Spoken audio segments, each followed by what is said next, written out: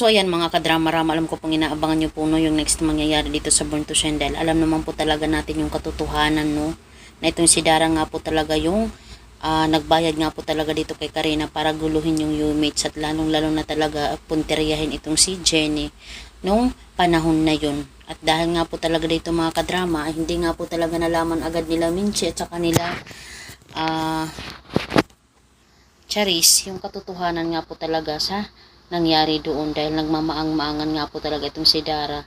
At saka sinabi pa din nga, diba, nung time na yun na pumunta si Dara dito kay Minchi na responsibilidad daw niya yung nangyari. At sabi naman ni Minchi, bakit naging responsibilidad mo, may ginawa ka bang mali? Diba, sinabi na lang ni Minchi na wala kang kasalanan dahil hindi naman talaga ikaw yung punot dulo nun. Pero yun ang hindi nila alam, kasi Dara po talaga yung punot dulo ng lahat ng kaguluhan na yun. Kaya ganun ang nangyari nga po talaga kay Pere, na nahulog siya doon sa may stage park.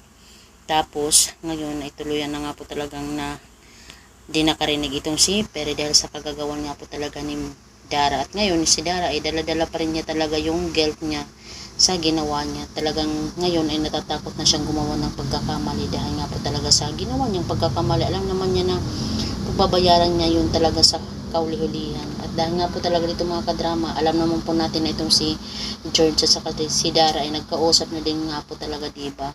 At nalaman na din talaga ni George na itong si Dara nga po talaga yung may pakana ng nangyari doon kay Pere at saka sa Yumates. At dahil nga po talaga dito mga kadrama, ay sinabi posible ni George yung katotohanan dito kay Charis.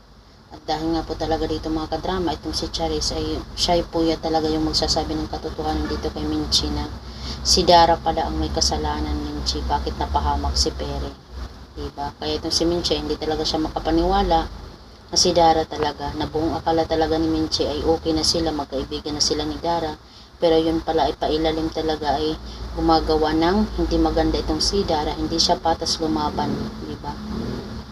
Tapos ito pa yung tinuturo ni Dara sa kanyang anak, na sobra talagang hindi magandang example talaga itong nanay na to para sa kanyang anak.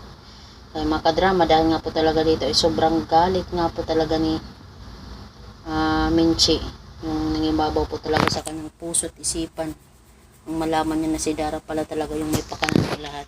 At alam naman po talaga yun ni Minchi na ginawa po talaga yun ni Dara para makapagiganti sa kanya sa ginawa niya dito kay Dio. Okay. Pero ngayon na alam na niya, go lang Minchi, laban, paglaban mo ang karapatan mo.